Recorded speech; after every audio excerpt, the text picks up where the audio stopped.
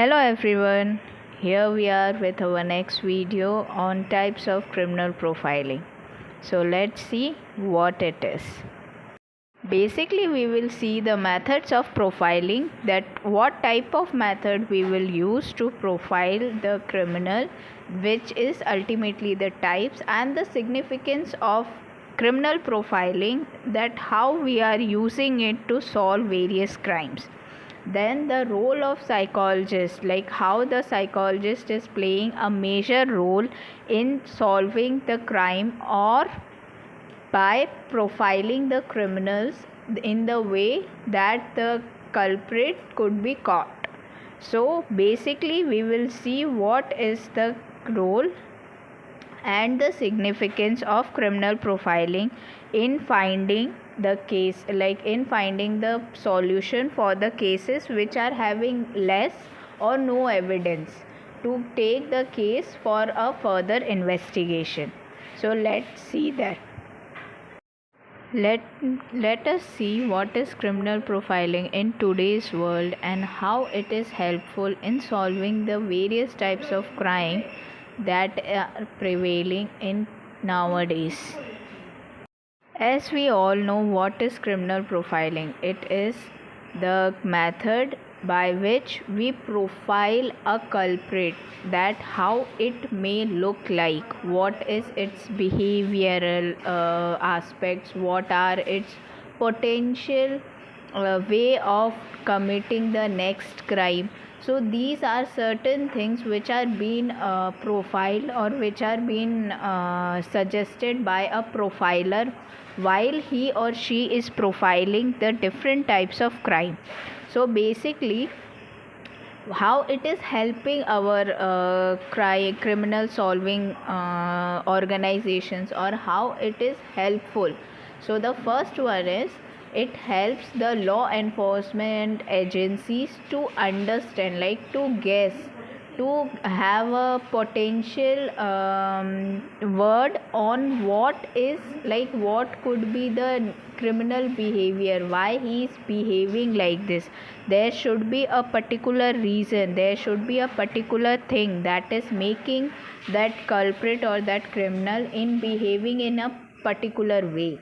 So basically he will the profiler will be able to make a ground on which he can categorize that criminal on the basis of its behavior. And the most important is the identification of potential suspects. What is this potential suspect means? The potential suspect is like, basically we can't say everybody that you are a criminal or you are suspected for some crime. It is like we need a certain proof on which we can say anybody ki okay, you are you are accused for this particular crime. So for that authentic proof, this profiling helps a lot. How it is helping to make it, like how it is giving that authentic proof? Because it is analyzing the behavior of that particular criminal. So if certain things which is matching with a person who is in the known surroundings, so we can make a suspect list. Okay, these are the people on which we need to work further to proceed in the case. So that is what we call the potential suspect. Not only the suspect list is being created by the profiler, but he also narrow down the suspect list, and they can predict the future action of that criminal. How they are predicting the future aspects of the criminal? By analyzing their pattern, in what pattern they are committing the crime. So like for example, we can have that serial killers. In the case of serial killer, we, by analyzing their pattern, because we know serial killer means they will follow a particular pattern in which they will commit the crime. So their victims are also having a particular significance. They not only have a particular pattern, but they have a particular victim also. So by analyzing their behavioral pattern in which they are committing the crime, so we can have a potential victim list also, ki what can be their next target. So by knowing that ki what can be their next target, we are like more prone, more vulnerable to admit them from not being the victim. So that is the most important aspect which is being taken from the profiling part.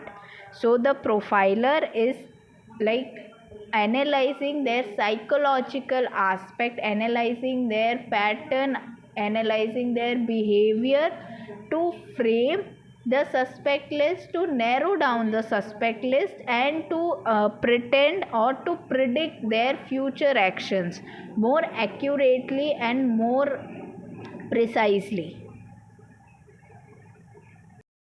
By narrow downing of the suspect list, we can also have a study, like profiler will also study their motive, basically why he is committing the crime in the way he is committing.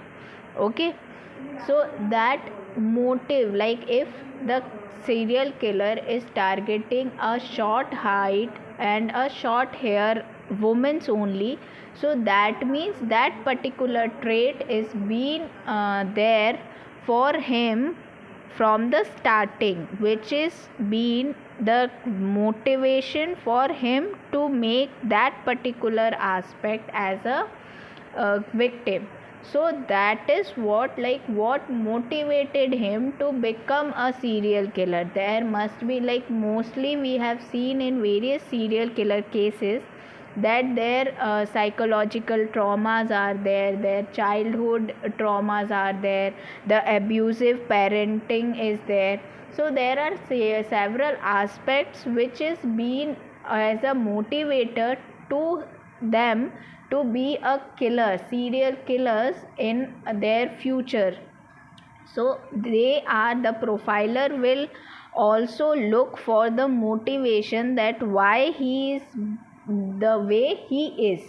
So that is what the basic function of the profiling that is being done by a psychologist or a like investigating officer, by analyzing various stuffs, that stuffs which are like the reports that is being made by the forensic experts, then the investigating team which takes away all the things.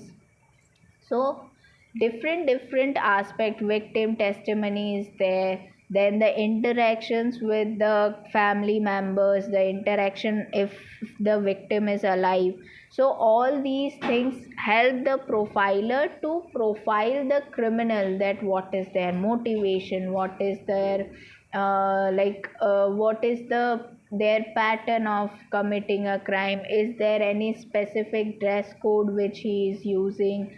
So these are certain things which are being understand which we should understand while we are studying the criminal profiling. And like these are some techniques that are being used to profile a criminal, like motivation is there, then the pattern is there, their behavior is there. So these are certain aspects, traits on which we will be profiling a criminal.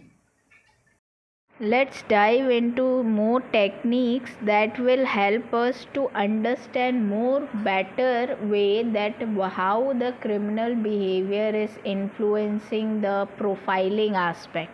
So let's see that.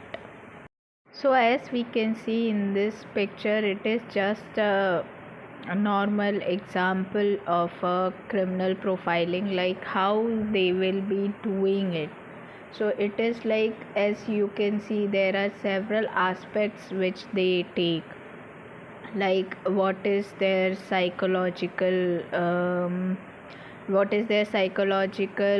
problems, if they are facing any, or what is their psychological aspect, how their mental condition is. Then they will look for the crime scene, which like where the crime has been committed. the scene is being analyzed by the psychologist, which like we normally called as psychological autopsy also. So like the examination of the scene, the examination of the victim if he is alive or he is dead, then the report, the forensic report, the medico legal report, then the victim testimony, then the testimony which is given by the witnesses, then the IO officer which is investigating the crime scene. So these are certain things, like we will see what are the what are the aspects that can lead to this crime. So that will be taken into consideration while we are profiling any criminal. So the criminal, the profiler, and the psychology, like these three terms work together, they work parallel to like frame or to profile the offender.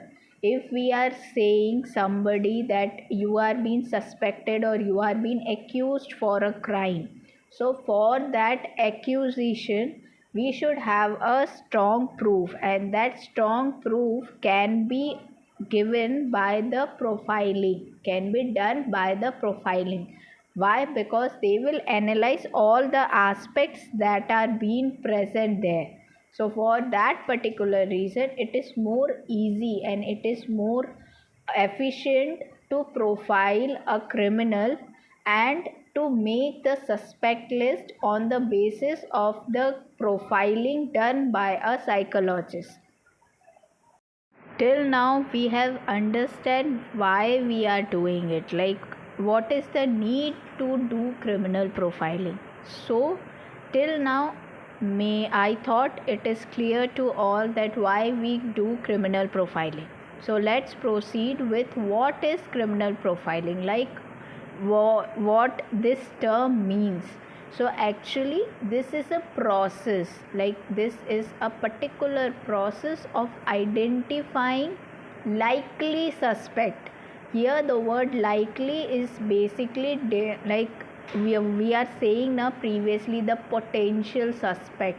So here likely means कि maybe he is a suspect, we are not confirming that he is like accused for this crime, but maybe he is the suspect, maybe he committed this crime.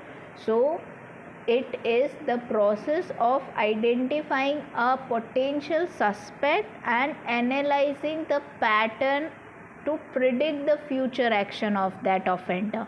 So basically what it is doing, the profiler will make us to have a suspect list, a potential suspect list, along with the prediction of the criminal's future action, like how I gave the example of serial killer. So when we analyze their pattern, when we analyze their motive, when we analyze their behavioral actions, when we analyze their mental aspect, so we can have a particular victim that okay, so if he has continuously killed 5 victims and that 5 victim is with short hair and short height, so what will be our like what can be our next victim. So we can say na ki okay, he is continuously committing the crime in this particular area, so maybe from the same area the girls who are having short height and short hair will be the next target. So we can like make an awareness in the people that if you are of like this trait, just be more conscious, just be more careful while you are going out or while you are having any unknown person with you. So be more conscious. So in this way we can stop for some extent the crime that will be committed by that particular criminal. So that is what a criminal profiling main objective also, like their purpose is to understand the criminal behavior and to narrow down the suspect list which the investigating officer must be having. So that is the role, and the primary use is by the law enforcement agency, psychologist and criminal analyst. Like these criminal profilers are mostly the IO officer, the psychologist or the criminal analyst. Like how we have several analyzing unit, so the same way we are having criminal analysts that will analyze, that will help the IO officer, the investigating officer, to narrow down their suspect list by analyzing their behavior, their motive, their type of victim they are choosing. So in this way we can have a potential role of the criminal profiler in profiling the crime. So see here also the same points which I have discussed previously also, that what are the importance of criminal profiling. So same, they will analyze, they will identify the pattern of the criminal, they will help the investigating officer to know their motive, like why they are committing this crime. Not only this, they will also help to narrow down their suspect list by predicting their future criminal pattern, their future criminal trends. And apart from these, the basic and the most important aspect, like where the criminal profiling plays a major role in the cases where we don't have much evidence. Like see, there are certain cases where we don't have much evidence now, because we know nowadays the criminals are more advanced, more conscious with the evidences. So the in that cases where we have less evidence, or where we have like very minimal evidence which we can't considered also as an evidence, or there the cases which are being like very old cases, in which see, if the case is very old, we don't have proper forensic results, we can't have proper witnesses, we can't have proper crime scene. So for in that type of cases, by analyzing the psychological aspect, by analyzing the given evidences, by analyzing the reports, witnesses, the family members' testimony. So by these, the criminal profiling can be done by the profilers, that will help us to have the culprit, to catch the culprit more efficiently. So that is the one of the most important aspect of criminal profiling, where it plays a major role when we have no or very less evidence for any crime. So there it is like the most important thing. Now let's dive into historical background of criminal profiling. So basically it starts in 1990s. The criminal profiling was more based on their physical appearance. Physical appearance, basically it was like physically how that criminal look like, what is their height, what is their weight, body posture, way of walking, way of talking, appearance. So all these things comes under physical appearance, and like what is the face alignment, their facial alignment. These are certain traits which are being considered when we talk about profiling in 1990s. But as the time passed, as the time passed, the profiling is not only being concise for the physical appearance, but the behavioral aspect, the psychological aspect is also being involved. And the pioneer for these innovation in criminal profiling are John Douglas and Howard Ten. Basically what they did is, John Douglas solved one case where in United States. That case name is Mad Bomber. So it is, the case was like that Mad Bomber used to bomb a particular area in United States. Why? Because he think they are the person who has done wrong with him. So for that particular reason he used to bomb in that particular region only. But when the World War II was going on, he just stopped his work, and after the completion of World War II he again started. And when he used to bomb the place, he used to leave one letter. So what John Douglas did, he analyzed the letter, and by analyzing it he used to as we know how the handwriting analysis is being done, by analyzing the global word, by analyzing the pattern of his writing, the strokes, the keywords which he used, the pressure he is putting, and the area, the geographical region he is choosing. So what he did now, John Douglas profiled that particular criminal to that extent. He said, when he will be caught by the police in this place and in this way he will be caught, like he will be wearing these stuffs on his body and he will be caught at this place. And the same thing happened when the FBI went to caught that particular man. He was in the same appearance which was being profiled by by John Douglas. So he was the first person to profile somebody, and with this profiling helped FBI to solve a case.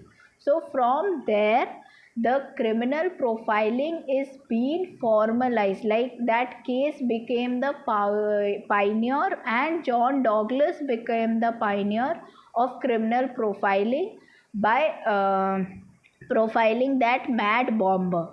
So by 1970s the FBI behavioral science unit was were formalized with the criminal profiling methods. So they formalized the criminal profiling method, and after 1970s it is being used worldwide, not just for physical appearance but for behavioral aspect, for psychological aspect, for mental aspect. And nowadays it is having that autopsy, psychological autopsies also is being added to this criminal profiling. Then modus operandi is there. So various new aspect is still now being added to criminal profiling. So you can check on that Mad Bomber case of United States, because it was very significant case in criminal profiling. As you can see in this figure also, it is saying how, what is like profiling, investigating strategies, interview techniques, like criminal profiling, how it is being done, how at that time. So ATF behavioral profilers are assigned to the FBI's behavioral analyzing unit.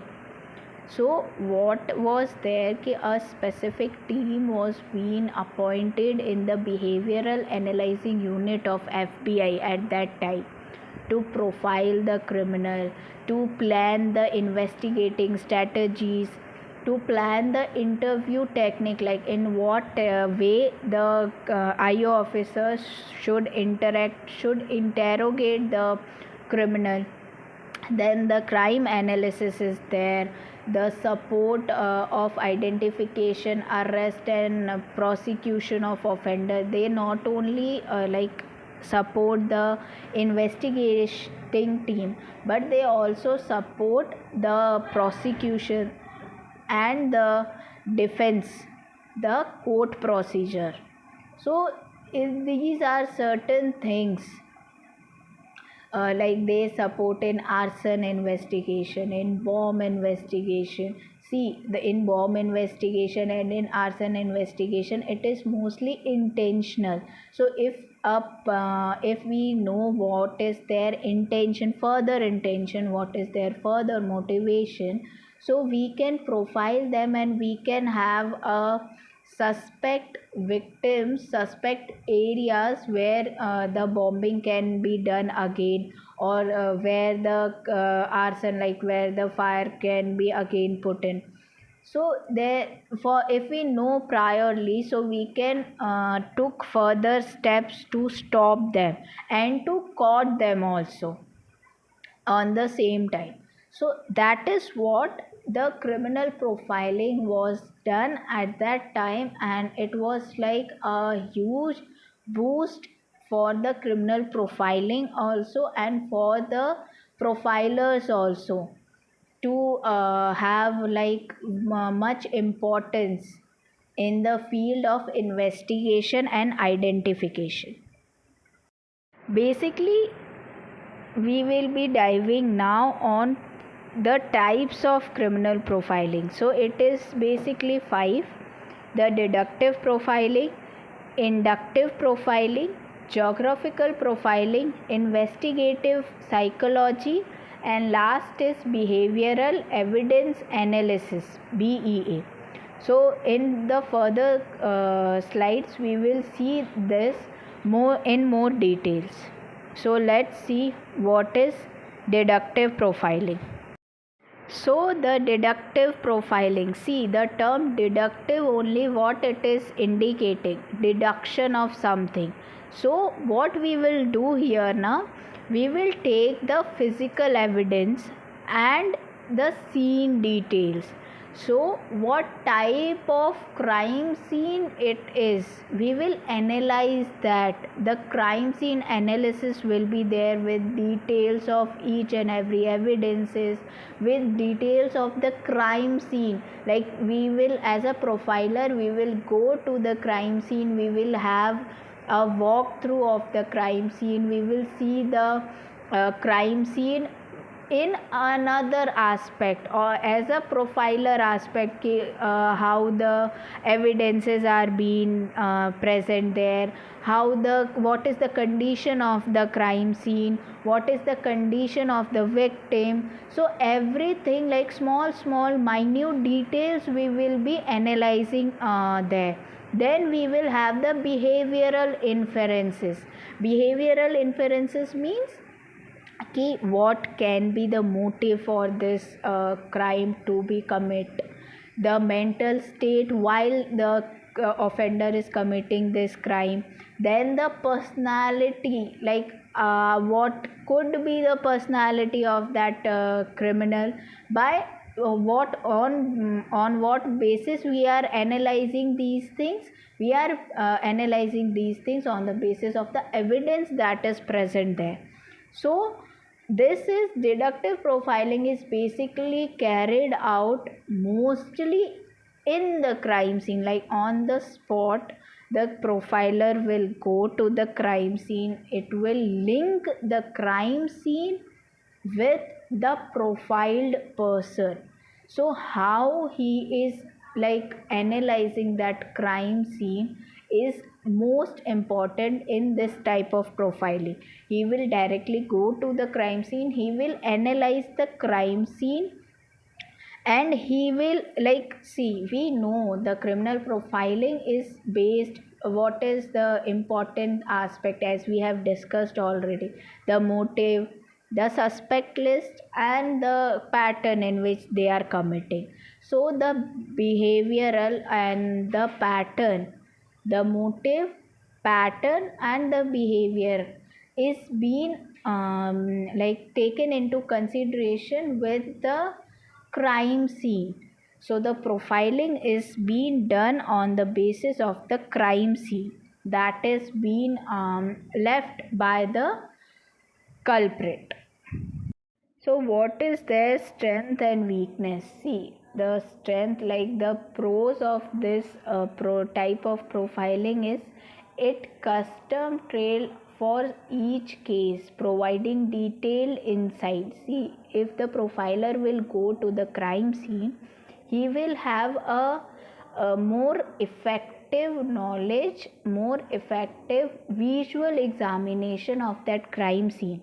So it will help them to profile more insightful profiling of that offender, and it is more helpful in complex and unique cases. Like there are certain cases which are very mysterious type, which are like very not so common type. So for that type of cases, this type of profiling is more beneficial. But on the same hand, we have cons also, like there are certain weaknesses also. So like it is highly subjective. It is like, see, criminal profiling is all theoretical. We are analyzing things, but we don't have a scientific technique, we don't have a scientific proof of everything. So it is like we are analyzing the forensic report, we are analyzing the IO officer, we are like the testimony given by IO officer, we are analyzing the testimony given by the witnesses, if the victim is alive then victim, crime scene. And basically we are talking of deductive profiling, so it is being done for the crime scene. So if we are working only for crime scene, so there nothing is scientifically proved, so it is highly subjective. So it is only based on the experience of the profiler, it is not having a standard way, and it is time consuming, it can be time consuming and less efficient. Okay, like see, the profiling is not done within like few minutes or few hours. It takes time to understand everything, to analyze everything, and then to profile someone. So for that purpose, the pace of the investigation can be lower down because of this. So it is like these are certain weaknesses that we can find in this deductive profiling. So now it's like the next one is inductive profiling. See, that was deductive. So the term was indicating something is being reduced. So here the thing is, here it is inductive profiling. So something is induced, means something is added. So there the profiler was going into the crime scene. So he was starting from the scratch. Okay, but in inductive profiling, what they are going to do now, they will have the analysis of the previous trends, past cases, and the past statistical data that are already being made by the duration of the various crimes that has been committed already. So these type of profiling is being done on the basis of the previously done cases, their work experience, their the trends which is going on. Like for example, there was one case of Aqua Tofana. That case was very popular for arson. Okay, it was like for poison, it is very popular case, Aqua Tofana case, in which that lady have a perfume. Okay, she have that perfume which was like very good, but he used to have that perfume, use that perfume as a poison for men's. Okay, but still now there was some certain specific ingredient which she used to make to make that poison, but still it is not cleared what is that particular poison which she used to mix. But as at that time arson was in very trend, like everybody was using arson as a poison at that time when aqua tofana case was being registered. So for that reason only the report has mentioned arson as the main evidence in main poison in that case. So basically how they are analyzing that, by analyzing the trend which is going on at that time, by analyzing the data which is present for various cases. So if you want you can check over that case. That case is aqua tofana case. Okay, so for by that this example you can have a thought how inductive profiling is being done by the use of trends, data's present, experience of experience for various cases, the past case which is been famous cases which is been there. So these are certain things which is being used in inductive profiling. So its approaches are also like general patterns which people used to have previously, the nature, like if they get a similar nature cases, so like that they just refer. It is like inductive profiling is basically the profiling which is done on the basis of reference. Okay, so that is inductive profiling. So this inductive profiling is done the process involved is first, see, it is statistical analysis. So what we will do now, we will take the data collection. The first step will be the data collection. We will gather the data, a huge amount of data set we will be gathering from the past cases, not only from a particular area but from all around the globe, so that we can have a good data set on which we can proceed further. Then the statistical pattern. See, statistical pattern means data we collect. On that data we will make statistics, we will make stats. Like we have seen how in stock market or in marketing world we have graphs, we have trends. So in that same way the collected data will be converted into graphs, converted into charts, so that we can analyze like in what time which type of case is mostly used, which type of criminals are mostly, like serial killers were mostly there, or normal killing is mostly there, women killers are mostly there. So these are like certain parameters, like how in aqua tofana case at that time arson was mostly used in all the poisoning cases. So they also considered like one of the basic ingredient of her poison was arson. So like that the statistical pattern is being analyzed, being gathered. Then the generalization, they will be focusing on broad and commonly used trait. See, it is statistic, like it is data reference based profiling. So we will be having a lot of data but not for a specific purpose. We will be talking about general thing, how we are talking about general, like in starting we talked about the general physical appearance.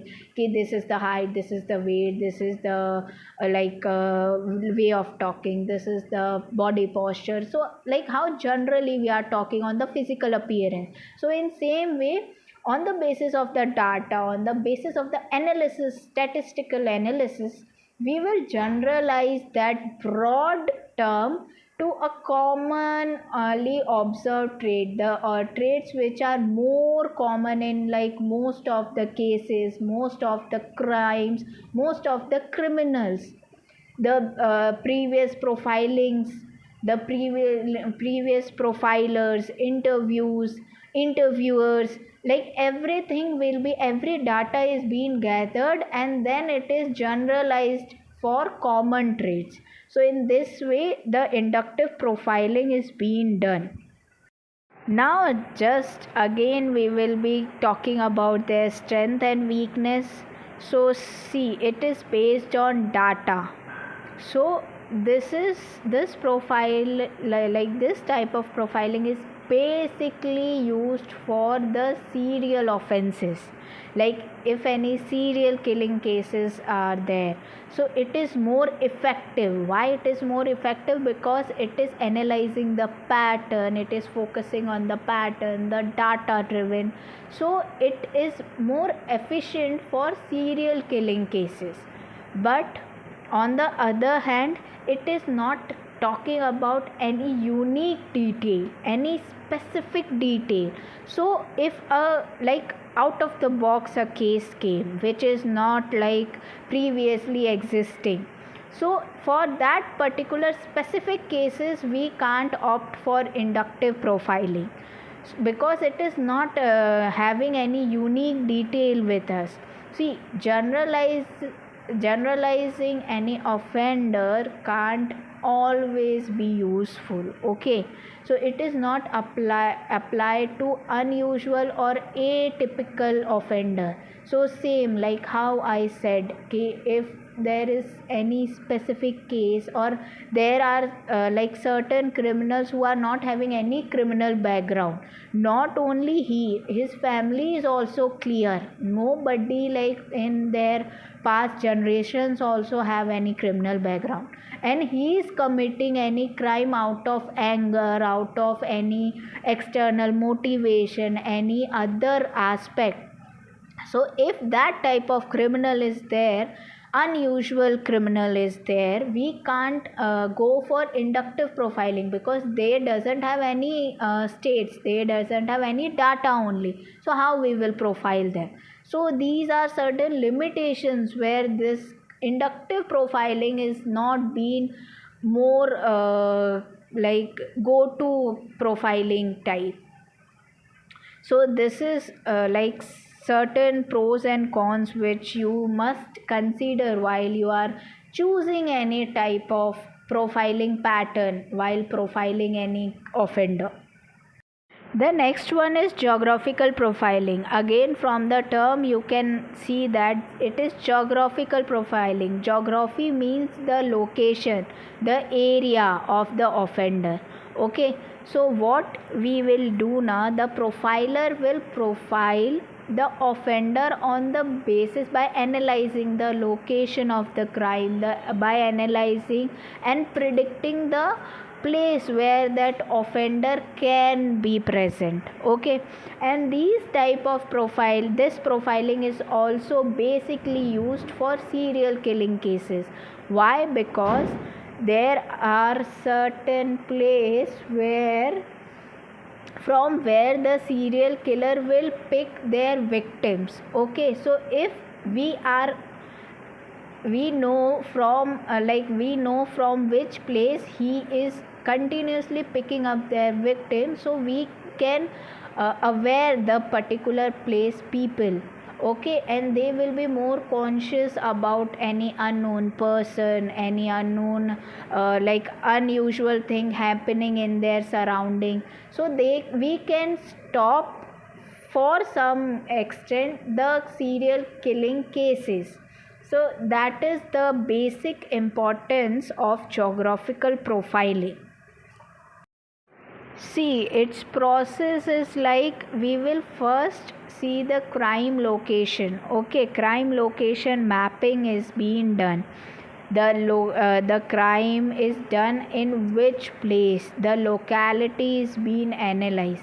See, in deductive profiling, now we are analyzing only the crime scene, not the location, the area, the surrounding, nothing. That is being done by the IO officer, but not by the profiler. Profiler is just focusing on the crime scene, inside that crime scene, what it is.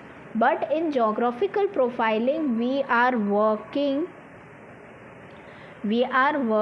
out like what it is, what the surrounding is, what is the purpose, what is the area, the locality where the crime has been committed. So all these things are being considered first.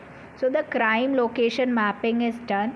Then the hotspot identification. Hotspot identification means, as I have said now, in that serial killing case, how it is they are taking their victims from a particular area.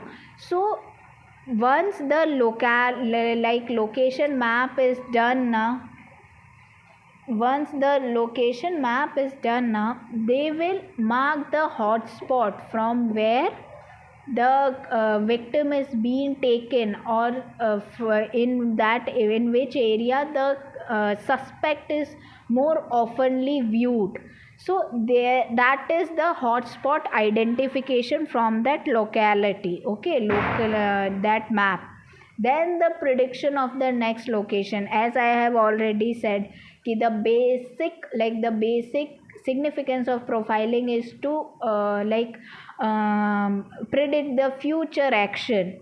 So they can predict the future location, the comfort zone of that criminal based on the analysis they have done.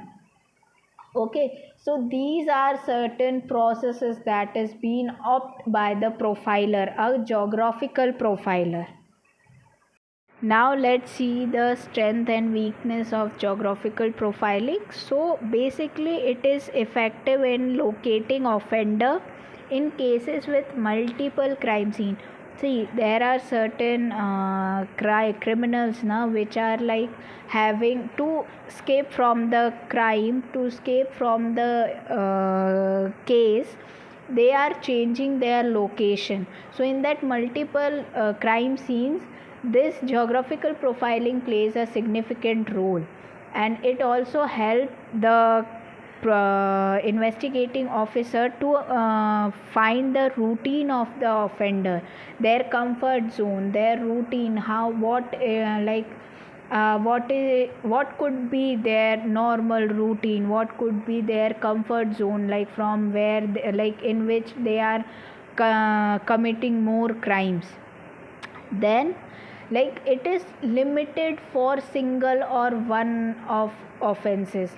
Mostly it is also more efficient in the cases like explosives, in cases like serial killing, but not for normal cases, like very normal or very not so mysterious case. It is not very much helpful, because see, if you are having some plan in your mind, then only you will plan everything, like geographical areas you will plan, you will shift from one place to another. But it is like if something happened accidentally, or something just happened because of your anger or like impulsive nature, so there it won't work much. So that is one of the limitation.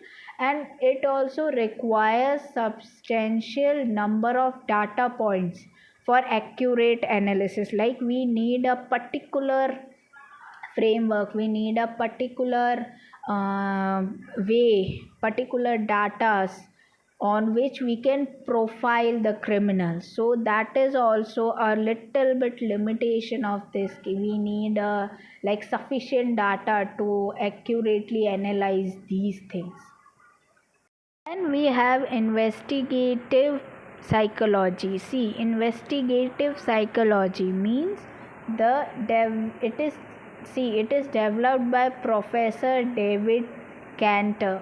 Okay, so Professor David Cantor, and he focuses on psychological principles applied to criminal behavior. He was the person who analyzed the crime, analyzed the criminal on the basis of psychological aspects, psychological principle. So, what is investigative psychology? It is the application of psychological theories, psychological states to understand and to predict the criminal behavior. So, it is basically the application of psychology in the prediction of criminal behavior that will be termed as investigative psychology, and it is being developed by Professor David Cantor. So basically, the investigating procedure will include the behavioral analysis first. Why? Because see, it is investigative psychology. So where the term psychology came, we know the behavior analyzing will be there. So firstly, we will be dealing with the behavior analysis, in which we will examine the pattern, the behavioral trends, then the lifestyle. What could be the lifestyle of that particular person? Okay. How we will analyze this lifestyle? By analyzing the lifestyle of the victim, like the victim the offender is choosing. So on the basis of the victim's lifestyle, we will interact with the victim, we will talk with them, we will have a understanding what type of lifestyle they are having, what type of behavior they are possessing. So it can give a insightful view for that profiler to profile the criminal. Then the consistency analysis, like we will be analyzing the crimes across that particular locality where the victim is there. Okay, so these are the process in which we will be profiling the offender under the investigating psychology. Basically, it is like we are introducing psychology in criminal aspect. Okay, criminal profiling. So it is like psychological depth is also being involved in this profiling. So it is more detailed. It will give a detailed, insightful view of the behavioral aspect.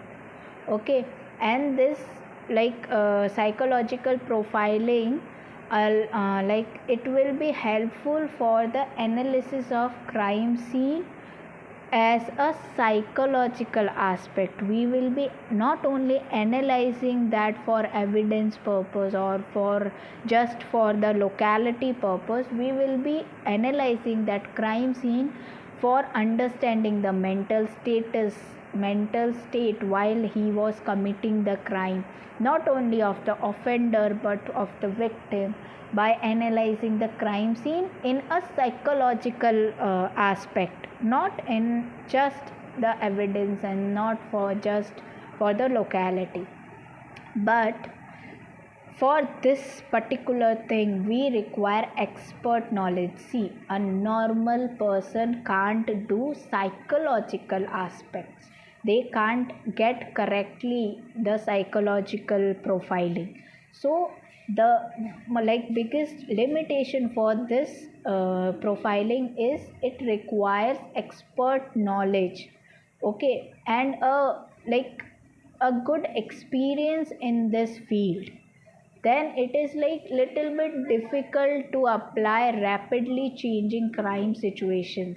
See, the crime is not the crime which is being committed is not constant. So it is for this rapidly changing crime situations, it is not very effective or not very supportive to have this type of profiling to be done.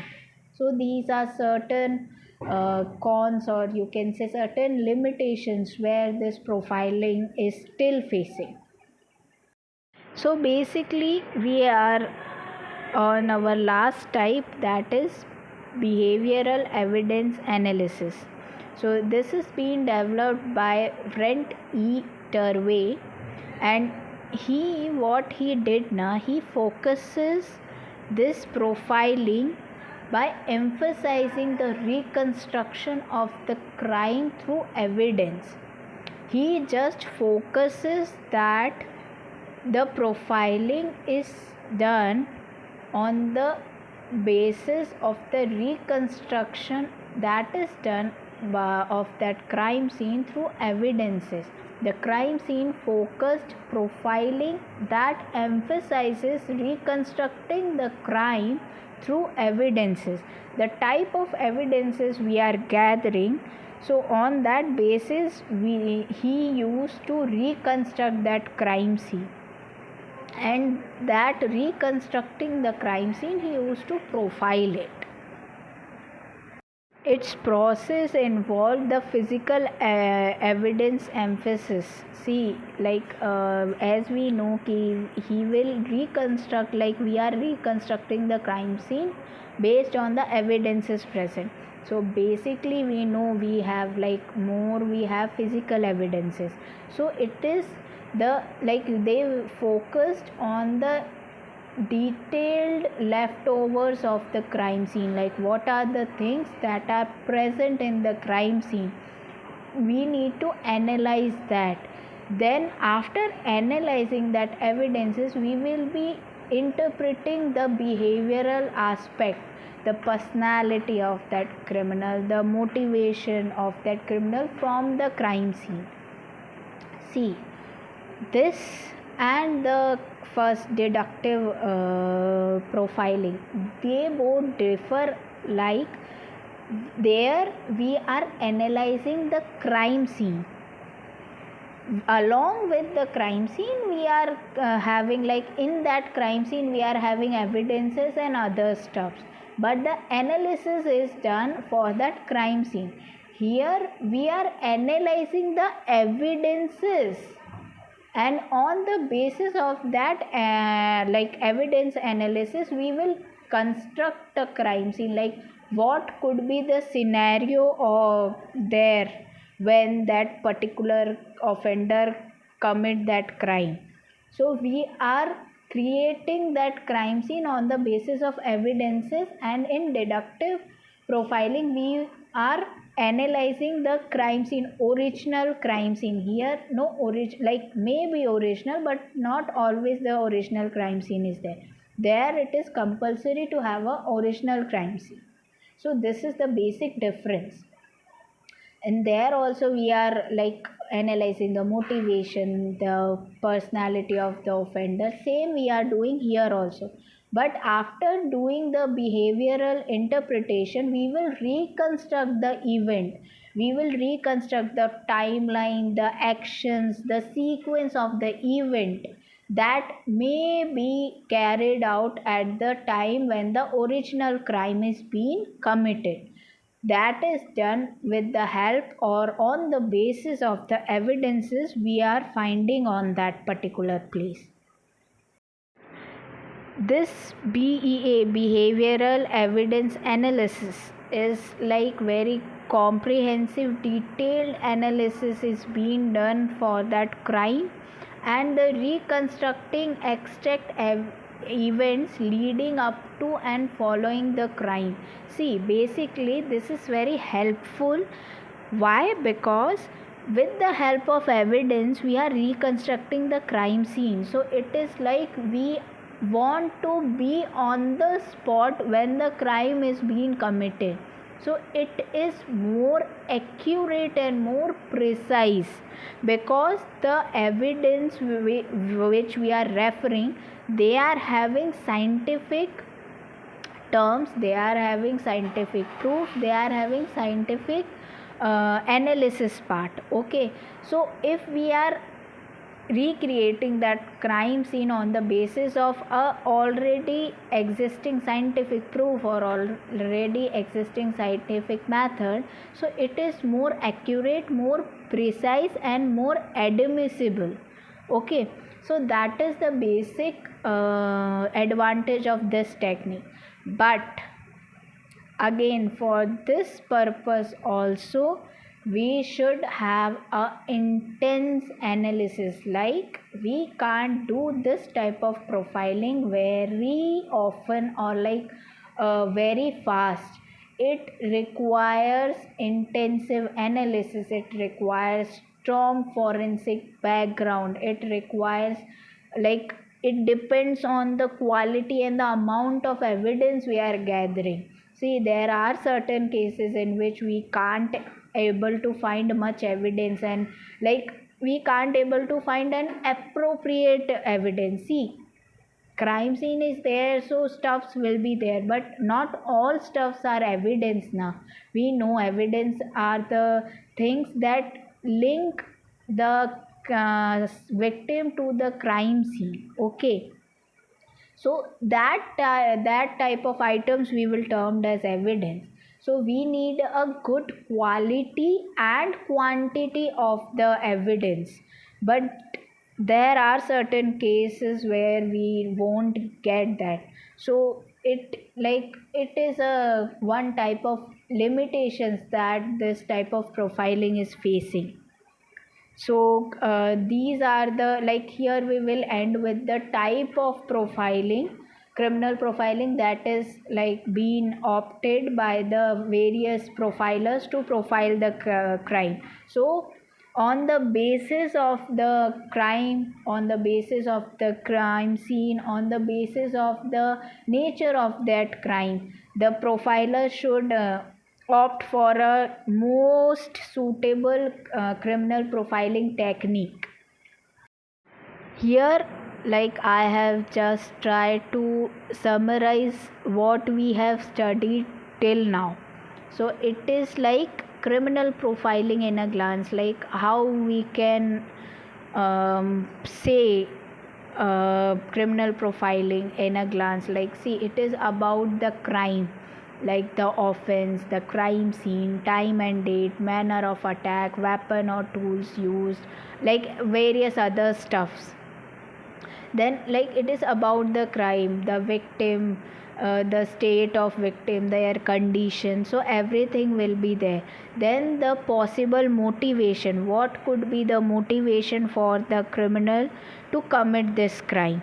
Then the, like, it is about the perpetrator, like any trademark he is using, or any specific spoken or written word he is leaving, clothes, vehicle, then any specific weapon, any specific posture of their, like their victim, or any specific location it is used. So this is like about the perpetrator.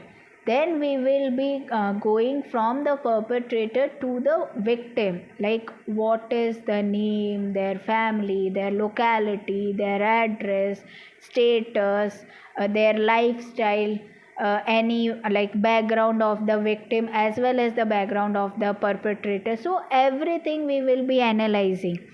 Then we will be going for the police and expert report, the autopsy report, the forensic report, the IO, like the FIR, the charge sheet, the like the testimony of the witnesses, the like interrogation with the suspect, then the talking with the IO officer. So all these things will be considering. Then we will be developing a profile report of ourselves.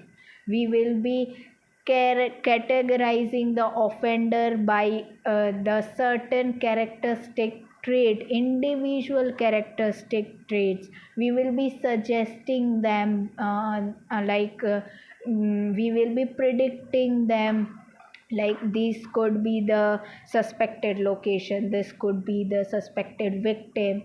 We will be suggesting them the way they need to, like, move further in the case. So we will be developing our profile report, and then it will be like, at last, when the case is being like completed, so we will be marking our accuracy. Okay, we profile this thing, and this is like this percentage the accuracy is there for this profiled thing. So this is what criminal profiling is. Key, like it is about the crime, then the motivation, then the perpetrator, then the victim, expert police report, then the develop of forensic report, and then the accuracy of that particular report. See, I have just taken like some real world application, like there are certain case studies. In between also I have mentioned like that mad bomber case is there, which you can study for the how the criminal profiling was used at that time to catch mad bomber. Then we have that Aquatofana case. Then like I have mentioned here, high profile cases are also there where this type of profiling is very crucial. Why? Because we can't, like in high profile cases mostly we don't have much evidences, and we don't have much suspect list. So it is like this profiling there, the suspect list is very large. So to narrow down that suspect list, we will be using this profiling to like narrow down the suspect list, to have a more accurate and precise knowledge for that crime, their pattern, their trends, their behavior. Like I have mentioned Sushant Singh Rajput suicide case, it is still it is still having various unsolved questions that need to be taken into consideration. But here the psychological profiling played a major role, as like firstly it was said कि it is a murder, then it was confirmed कि it is a suicide, but it was not done by him like with his will only, but it was a forced suicide. Like there are certain aspects which lead Sushant Singh Rajput to commit suicide. So there are certain cases in which these profiling is very helpful. You can refer this case also, it is very helpful for you to understand more the profiling aspect.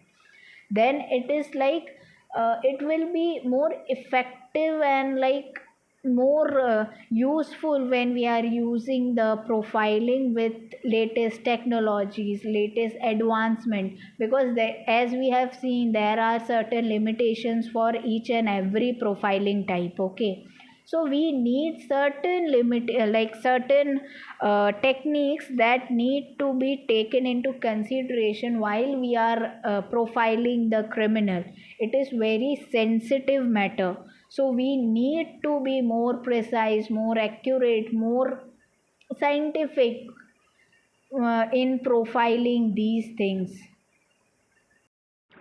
Now what are the challenges that are being faced by the criminal profilers? So basically this is not much admissible because of the fact it is more vulnerable toward biasness, it is more vulnerable towards like subjectiveness. It is like more subjective than to have practical applications. Okay, it is good for like written on paper, it is good, but when we talk about practical aspect, it is not much useful, as it is having biasness issue, ethical concerns are there, legal limitations are there. So it is having certain boundaries in terms of admissibility in court. So this is what it is having certain challenges that yet to be rectified while like we are, as if we are want to be a criminal profiler, then there are certain challenges that we need to rectify. So these are certain things. Then last, I have just discussed some of the latest technologies that are being used, like AI is there, big data is there, machine learning is there. See, very seriously, so these play a major role. See, AI and ML, artificial intelligence and machine learning, is now spreading its hand, like have spread its hand in all the field. So criminal profiling is also not out of that. We are like used to have certain things where this AI is very useful. The big data, like where big data, basically we are talking about the cloud storage. So all the things like criminal data are also being, sensitive data are also being stored in clouds for more safety purpose. So for that reason, they're like, we need to be advanced. The profiler need to work hand in hand with the latest technologies that is being present to easy down their work. Then we have digital forensic integration. See, forensic field is also being digitalized. How it is digitalized, like see, cyber crimes are there, online behavior, and we have various apps, various websites on which we can like go and analyze. The online analysis is there, behavioral analysis is there. Then there are certain techniques that are used to like find out the truth and lie on certain like bodily functions also. Cyber crime is like, digital crime is increasing day by day. So there are certain things which is like the forensic is also upgrading itself. So the criminal profiling is also need to be upgraded. It should be integrated with the new advancement, with the artificial intelligence, with the digital world. Thank you so much for your patience listening. I hope you understand what is criminal profiling and what are their different types, with the future trends and the limitations and challenges faced by them. So if you have any queries or any doubt, you can put in the comment section. So I will look for it, and I will be trying to clear your doubts as soon as possible. Thank you so much. Thank you very much.